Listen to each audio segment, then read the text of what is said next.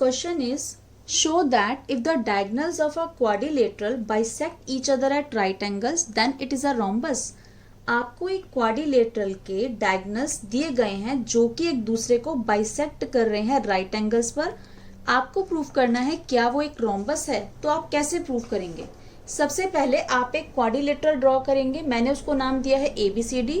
उसके diagonals draw करेंगे AC and BD. These are two diagonals और ये बाइसेक्ट कर रहे हैं O पर. तो सबसे पहले हम लिखेंगे गिवन सेक्शन. गिवन में हम क्या लिखेंगे? जो चीज हमको क्वेश्चन में गिवन है. क्या गिवन है? हमें गिवन है ABCD is a quadrilateral. ABCD एक क्वाड्रिलेटरल है इन विच, जिसमें हमें क्या गिवन है कि इसके डायगोनल्स एक दूसरे को बाइसेक्ट कर रहे हैं. बाइसेक्ट करने का मतलब है इक्वल पार्ट्स में डिवाइड करना. इट मीन्स AO जो है वो OC के इक्वल है. तो आप लिखेंगे OA equals to OC. Second thing, OB जो है वो आपका OD के इक्वल है. Means OB equals to OD. इसके अलावा आपको क्या गिवन है कि वो बाइसेक्ट कर रहे हैं राइट एंगल पर. राइट एंगल मीन्स 90 डिग्री पर. तो इसको आप कैसे रिप्रेजेंट करेंगे? इसको आप दो तरीकों से रिप्रेजेंट कर सकते हैं. या तो आप लिख दीजिए कि ये डायगोनल्स एक दूसरे को 90 डिग्री पे बाइसेक्ट कर रहे हैं. तो AC जो है that is perpendicular to BD. Perpendicular का मतलब होता है 90 डिग्री. ओके, तो AC जो लाइन है वो BD के ऊपर परपेंडिकुलर है. इट मीन्स ये सारे एंगल्स क्या हैं? 90 डिग्री के.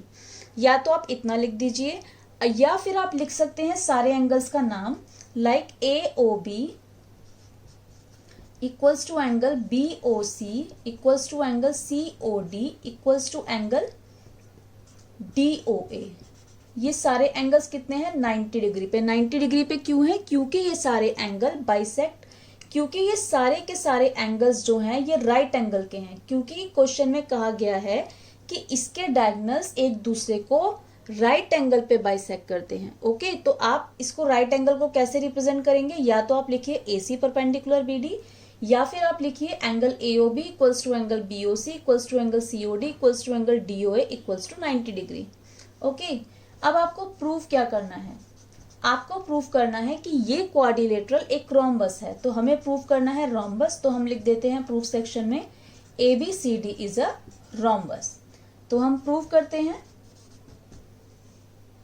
सबसे पहले हम क्या करेंगे? इस क्वाड्रिलेटरल को हम पैरेललोग्राम प्रूफ करेंगे. ठीक है, तो पैरेललोग्राम प्रूफ करने के लिए हमको क्या करना है? हमें आमने सामने वाली साइड्स को एक दूसरे के पैरेलल प्रूफ करना पड़ेगा. तो हम क्या करेंगे? जैसे हम मान लो AB पैरेलल CD प्रूफ करना चाहते हैं. तो AB कौन से ट्राइंगल में है? AOB एंड CD कौन से ट्राइंगल में है? COD. हम इन दोनों ट्राइंगल्स को लेके इनको कॉन्ग्रुएंट करेंगे. तो हम लिखते हैं इन triangle AOB and triangle COD. इन दोनों ट्राइंगल में क्या क्या चीज इक्वल है हम वो देखते हैं.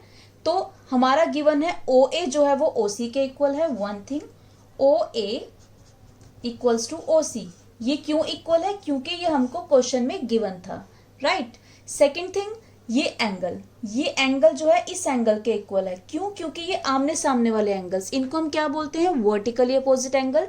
जब टू लाइन्स एक दूसरे को कट करती हैं तो जो एंगल आपके आमने सामने बनते हैं these are called vertically opposite angle, and vertically opposite angle are always equal. तो angle AOB means this angle AOB and angle COD किसके इक्वल है? एंगल COD के. क्यों? Reason, vertically opposite angle. Right. अब नेक्स्ट थिंग, इसमें एक और चीज हम लेंगे, OB equals to OD. OB equals to OD ये भी हमको गिवन है. ट्राइंगल्स को कॉन्ग्रुएंट करने के लिए हमें तीन चीज इक्वल प्रूफ करनी पड़ती है. तो तीन चीज हमने दी. तो इससे क्या हुआ? ये ट्राइंगल जो हो गए ये हो गए congruent. Triangle AOB congruent triangle COD. हमने किस कॉन्ग्रुएंस रूल का यूज किया है? This is side, this is angle, this is side. तो by SAS congruence rule these triangle are congruent.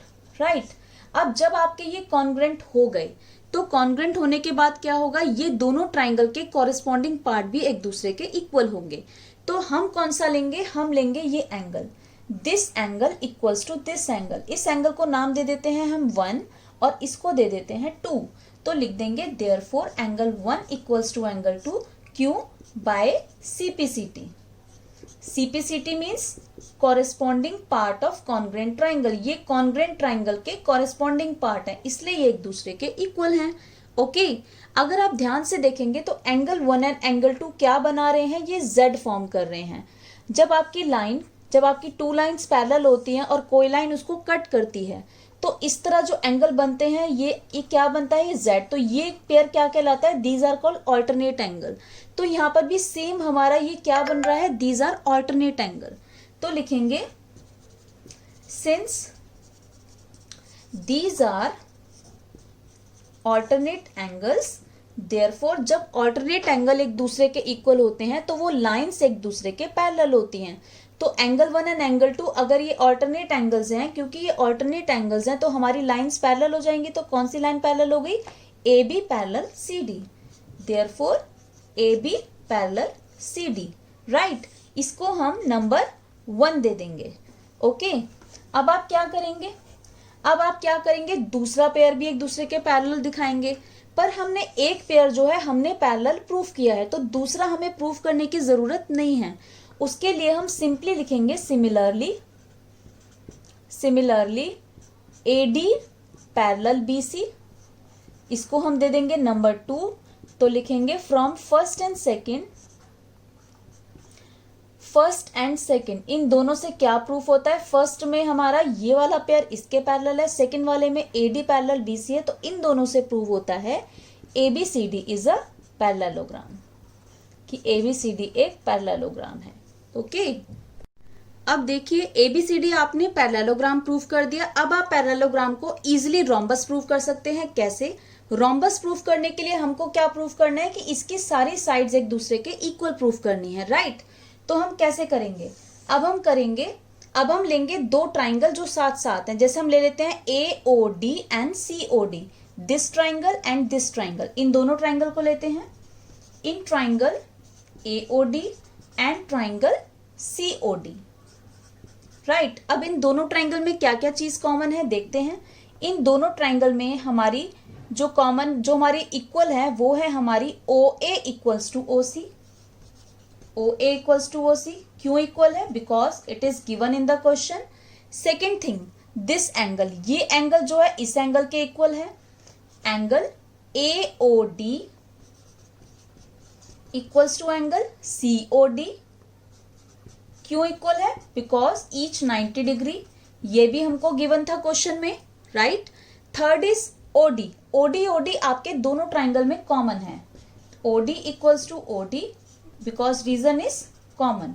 आपकी तीन चीजें हो गई। अब आप क्या करेंगे, इन ट्राइंगल को कॉन्ग्रेंट कर दीजिए। Angle triangle AOD congruent triangle COD, किस रूल से करा आपने, by, this is side angle side, तो by SAS congruence rule. Triangles are congruent, जब ट्राइंगल्स कॉन्ग्रेंट हो गए तो अब उसके कॉरेस्पॉन्डिंग पार्ट एक दूसरे के इक्वल होंगे। तो हम इन दोनों ट्राइंगल में कौन से कॉरेस्पॉन्डिंग पार्ट ले सकते हैं, AD एंड DC। तो हम प्रूफ करेंगे AD equals to DC by CPCT means corresponding part of congruent triangle. इसको आप दे दीजिए नंबर 3, राइट। अब देखिए, since ABCD is a parallelogram, ABCD एक पैरेललोग्राम है, ये हम ऊपर प्रूव कर चुके हैं, तो लिख देंगे प्रूव्ड अबव। तो पैरेललोग्राम की एक प्रॉपर्टी होती है क्या, कि उसके अपोजिट साइड्स एक दूसरे के इक्वल होती हैं। तो लिखेंगे therefore AD equals to BC and AB equals to CD।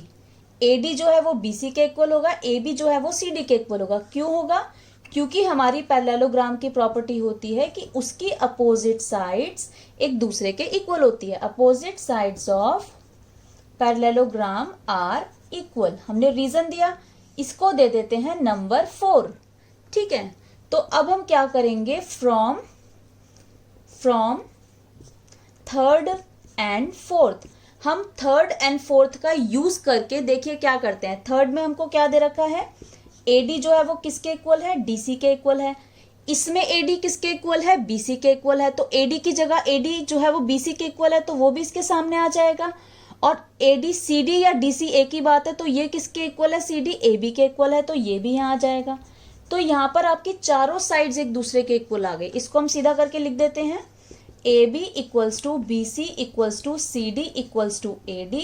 और जब आपकी पैरेललोग्राम की चारों साइड्स एक दूसरे के इक्वल हो जाती हैं तो we will say it is a rhombus. तो we will write hence ABCD is a rhombus, क्योंकि रोम्बस एक ऐसा पैरेललोग्राम होता है जिसकी चारों साइड्स एक दूसरे के इक्वल होती हैं, और वही आपने प्रूव कर दी। ओके